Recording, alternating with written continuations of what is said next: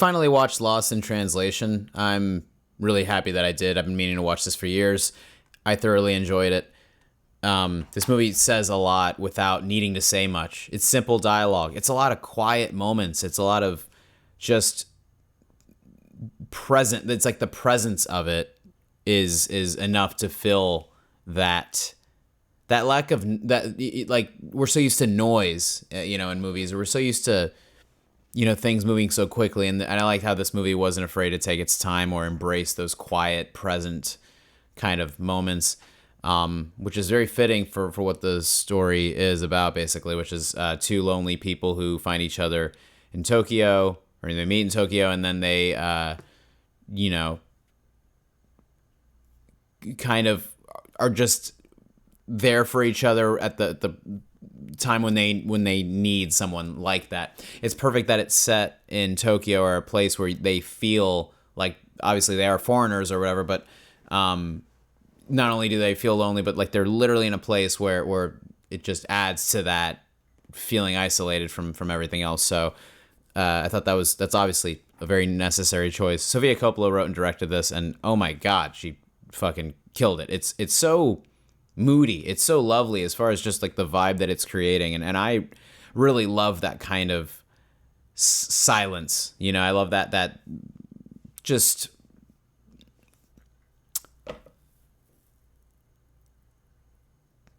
relaxed kind of movie in that way, or movies that aren't afraid to embrace silence, and you got to know how to do it.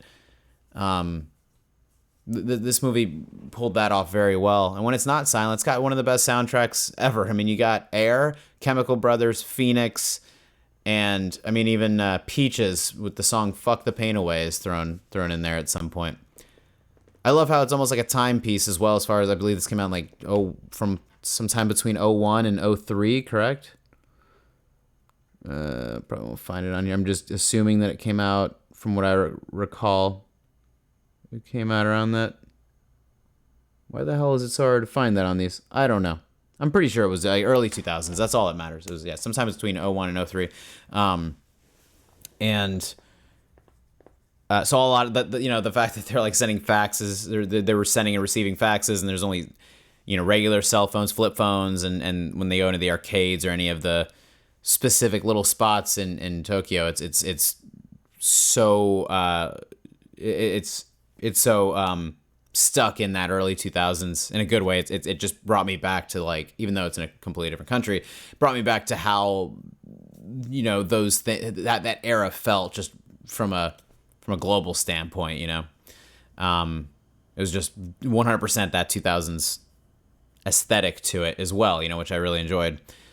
You can't beat Bill Murray and Scarlett Johansson's natural charisma, as well as the chemistry that they have together. They're, the relationship is like, you can't tell if it's like something romantic or not, because he's, in his like 50s or something like that. And she's like, I assume she was like 21 or 22 when she filmed this. There's a huge age gap, but they're, it felt very reminiscent of, Studio Ghibli and Miyazaki films, where two characters can be, male and female, and just, I've talked about that in other videos too, and when I've talked about Miyazaki, and it's, it's nice when two characters can just be kind of, two human beings, as opposed to it, and even, I don't want to spoil anything, but even when those moments, even when you feel like those moments might happen, it's very, it's just so mild. It's like any of that, like, that stuff that, not even that you might feel between them, but the way that you feel between them and the other characters. It's like, I don't know what I'm trying to say. I'm sorry. It's, not forced is what I'm trying to say. All whatever you assume, that the cliches of what most movies have, which is man and woman, they get together. It's like, it's not about that. It's just about them kind of being there for each other and being able to feel seen by one another, is, I guess, what I'm trying to get at. It feels like they understand each other from a human standpoint, and are just kind of need each other in those moments. So I really appreciated that. I think I didn't expect Bill Murray to be like, I knew this movie, anytime he's in something, there's going to be some funny parts, but I knew that this movie was very serious, I thought it was going to be a lot more depressing than it was. I'm glad that it wasn't. It was a lot lighter than I thought, and genuinely funny at times. Like Bill Murray made me like there was a lot of moments that made me laugh. Actually, through that first and second, the first and second acts of the story, especially like there's some really great moments.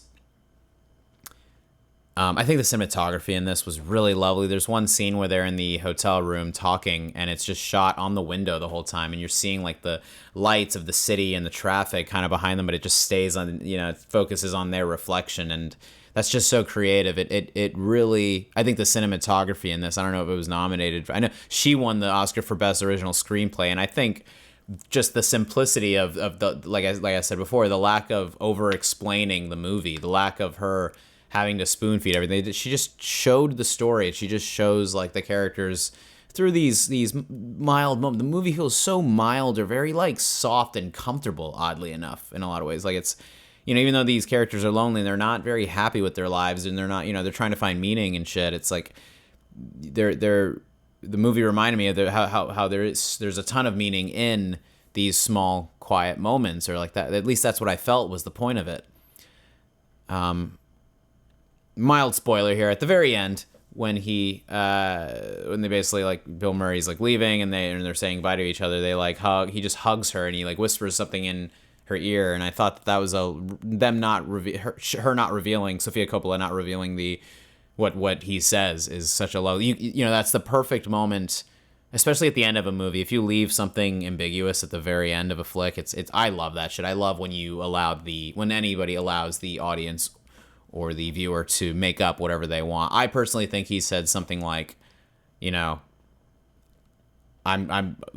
gonna. I assume he says something like, we're gonna find each other again, and if not, we'll find a moment like this. I guess something along the lines. It felt like he was saying like, see you later to her, in obviously a much more profound way, or something along the lines of that.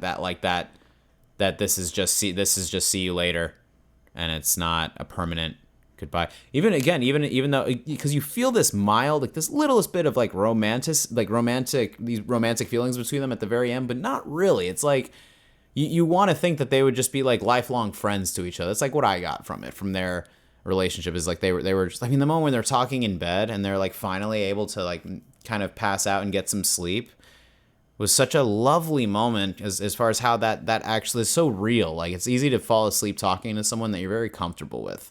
And that's honestly those are some of my favorite moments ever. If you're just, right about to fall asleep, whether it's with a romantic partner or with a friend or whoever, when you're in the same room with somebody and everyone's about to fall asleep, and those last bits of conversation in the at night in the pitch black room is not that they had a pitch. I just mean anytime you're about to go to sleep and you have those light conversations and you literally feel yourself, like you feel your voice start to get tired and you hear the other person's voice start to get tired.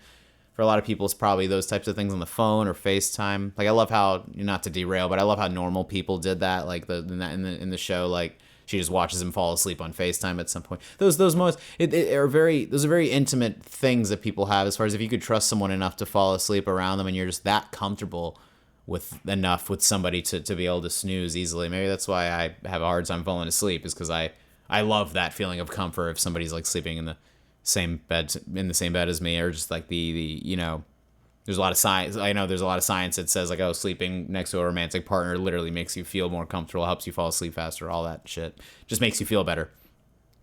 For me, it's got to be a big enough bed, because honestly, like the bed I have right here is fucking small as shit, and everybody and anyone other than myself feels like there's not enough space is all. But yeah, no, I just mean, that moment specifically, and all those quiet moments that they had together is those two characters were so magical and so human. And I get it now. I get why I've heard a lot of people say, oh, that movie's like just beautiful. It's a very again, I think the simplicity of it though, it felt like she let the story tell itself, and Sofia Coppola didn't, go about it and heavy-handed at all. It felt like she just let things kind of happen and I wonder how many of those Bill Murray moments were ad-libbed. I wonder how much of the moments when they're walking around was just kind of in the moment. It doesn't feel like a movie, it doesn't feel like, I love when movies don't feel like movies. It feels like something beyond, just very lovely. This movie's, all I can say, it's lovely and it's magical, and it's I see this movie pop up in a lot of like, oh, like movies that will inspire you to like live life, or I don't know about that. It's not like that, you know. It's not like The Secret Life of Walter Mitty by any means, or anything like that, where you're like, wow, you're so inspired to do something. I didn't really get that from it. I got just more like, what I took away from this movie mainly was not only that you can find really lovely moments when you least expect it with people that you wouldn't expect to have that with. Like, not only are the best moments in life kind of hidden in plain sight, but even through those moments of feeling like nobody gets you, or feeling like completely alone and kind of restless and not sure what to do with yourself, even in those moments you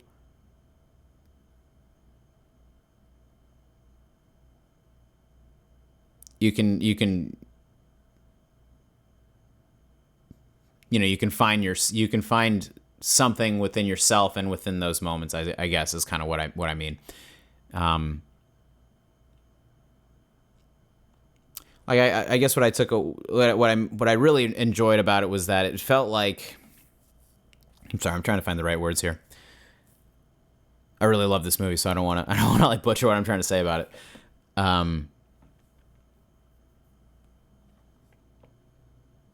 It feels like those moments of loneliness, or moments where you feel like, you know, kind of, you know, like you're just kind of floating through space. You're lost in your own, you know, in the complexities of your own life. It feels like even in those moments you can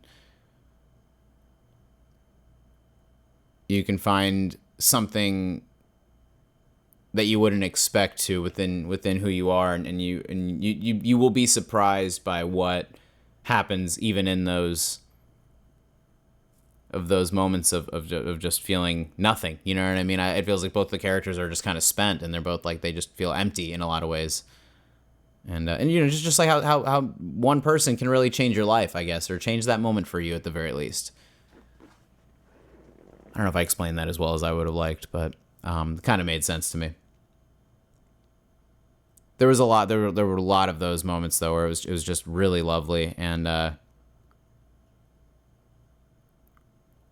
yeah, I don't really want to overcomplicate this. Yeah, this movie's just very well made and really